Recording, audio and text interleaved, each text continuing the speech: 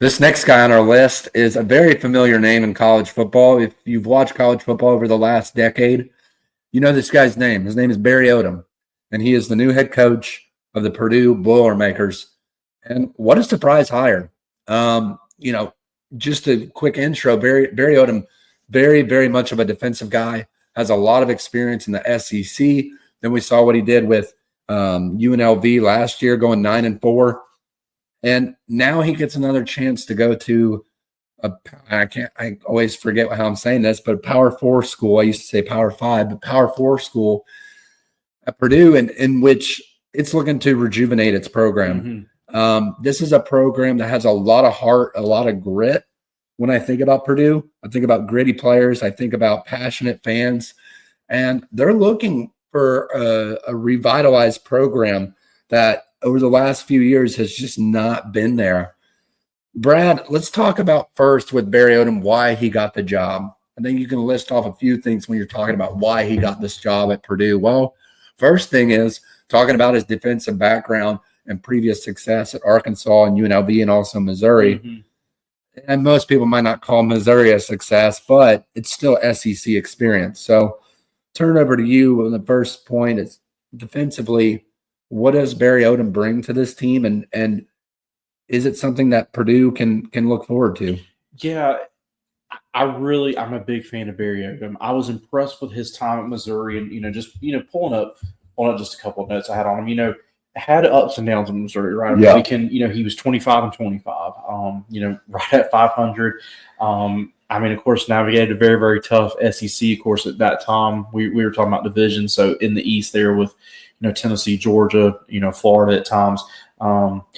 Also, Nate, I would say, his tenure at Missouri was, right before NIL, the portal was starting to come around, but he really had to deal with, hey, this is Missouri. And I'm telling it. So I would not say Missouri is a recruiting hotbed. I wouldn't say it's a destination, but, I think he did an okay job. And then, you look at what he did at UNLV, he had some very, very high-powered offenses. He had a good offensive coordinator, had some good offensive players, but still, UNLV was a good defensive team.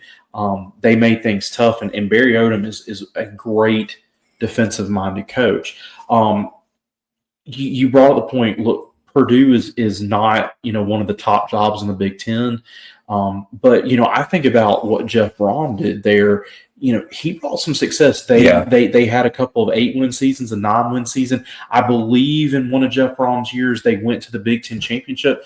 So Purdue fans, there's a path to success here now. Nate, we know that Oregon, USC, Washington, UCLA, it's a deeper and a tougher Big Ten, but I'm intrigued. I think Barry Odom with his hard-nosed, gritty defensive style, I think there's a path to success here for him.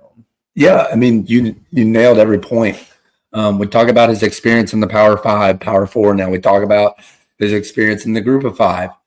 He's a program builder and he's a rejuvenator, and I think it's a perfect fit for a guy like him. And I also want to mention the stability and long-term program building that I think Barry Odom wants. This is the guy who's not going to jump ship and just leave for the next opportunity. We've seen in his tenures, he's really at least tried to rebuild programs, most recently at UNLV. Now I'm curious to see, can he rebuild Purdue? Obviously, Purdue playing one of the toughest conferences in all of college football right now, Big Ten, obviously having back-to-back national champs. He's going straight into the fire. Absolutely. No doubt about it. But if there's anyone that's capable of getting them back to where they need to be, and I think that's 7 to 8 wins every year, I think Purdue fans would be really happy with that result. Two of the biggest questions when we're talking about Barry Odom, for one, can he attract top-tier coordinators? That's going to be big at Purdue. And I also want to mention, too, let's say when he does get those top talents in, right, retaining them. Because for those guys, if you prove yourself at a program like Purdue and you get that offense going, you get that defense going, chances are he's going to have to deal with turnover a lot over the next few years with those coordinator positions and assistants. Secondly, will he evolve his offensive philosophy to match modern college football trends. He's an old school guy. He's a gritty guy. When you think of Barry Odom, you think of hard-nosed football, which is perfect for Purdue, perfect for the Big Ten. But can he translate on the offensive side? And turn it over to you for those two questions. Maybe we can sum it up into one, but thoughts on coordinator hires and where can we see Purdue with that in the next couple of years? Yeah, absolutely, mate. Really good point. I'll start off with his defensive coordinator hire, Michael Shearer. He comes over from UNLV with him.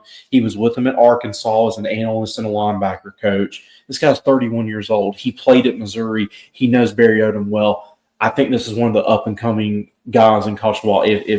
If Shearer and I apologize, maybe not pronouncing the last name right there, but if he gets that Purdue defense turned around and they play well, this is a guy that's going to get a bigger job, maybe even a head coaching job. 31 years old. I mean, we're starting to see younger and younger coordinators. We're starting to see younger and younger head coaches, and that's at all levels of football. Oh yeah, Nate. But you mentioned the offense, and I agree with you. You saw at Missouri, they did run, spread, but they also ran a pro style. But, one of the things that I took away when his time at UNLV, they ran a very unique offense, that go-go offense. If you watch some of our episodes with this past season, or if you're a UNLV fan, a very, very unique offense there.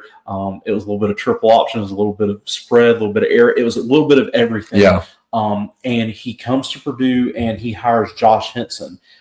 Josh Henson most recently was at USC with Lincoln Riley, where he was the OL coach as well. He had the offensive coordinator title. Now, I would say Lincoln Riley probably is, but Sure. Henson probably maybe had some play calling assignments. He definitely, definitely had some game plan and stuff. So I would venture to say he's going, Barry Odom is looking at this and saying, okay, maybe not a full air raid like USC, maybe a little bit, more spread, possibly going to, get in some two tight ends. But I think it's an interesting fit. Look, I think, like I said, I'm going back to Jeff Brom because Jeff Brom was good at Purdue, in my opinion. I mean, I think he's had the most recent success there.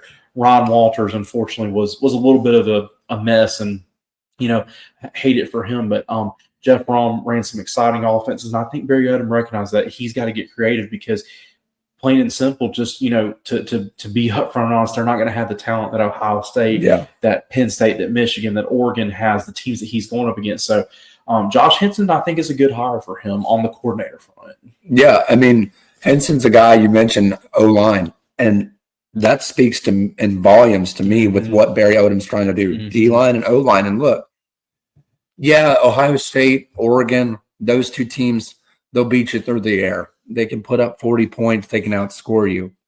But when you look at the bulk of the Big Ten, it comes down to the offensive line and defensive line. When you look at the Nebraskas, the Penn States, the Michigans, they like to run the ball and they like to hit you at the point of attack and hit you and hit you and hit you until you're tired. I think that's what Barry Odom's going to try to do. Now, a side note, I think it'd be really funny if Matthew Sluka transferred to Purdue. Oh, man. But I don't think Barry Odom will be wanting him anywhere near that program. But, yeah, it's going to be intriguing to see what Barry Odom can do with this Purdue program. I think he could have some success. And by success, I mean 7-8 wins. I think that's very reasonable. Quick thoughts? Agree with you. And, Nate, my final point with that, if he gets 7 or 8 wins, I think you're going to have potentially some bigger programs calling. Maybe he looks to get back in the SEC. Maybe it's ACC. But I think, because like we said, Purdue is not necessarily a recruiting destination. Sure. It's tough. I mean, and you just look, if he's looking to recruit local, you're thinking about Indiana, Ohio, could throw Kentucky in there and some other surrounding states. All the Big Ten, all the Big Ten schools are recruiting that area. So Barry Odom's got a tough task, but I'm with you. I think 7-8, get to 9 wins, that's great success for Purdue and Barry Odom. Yeah, and real quick, I want to mention too, we saw what Indiana was capable of doing. Why can't Purdue do that? Absolutely. I mean, I'm not saying they're going to get to play off their first year. However, I mean, why? If you're Barry Odom, you're probably thinking to yourself, why can't I go and win 9-10 games at Purdue? Depending on the schedule, but you've got a chance to win probably, I'd say 65-70% of your games up front. We're going to see, though. If you're a Purdue Boilermaker fan, big big Purdue fan. Let us know down in the comments what you think about your new head coach, Barry Odom, and if he's the right fit for your program. We'll see you next week. Be sure to subscribe, like this video, and comment down below. It's time to break the huddle.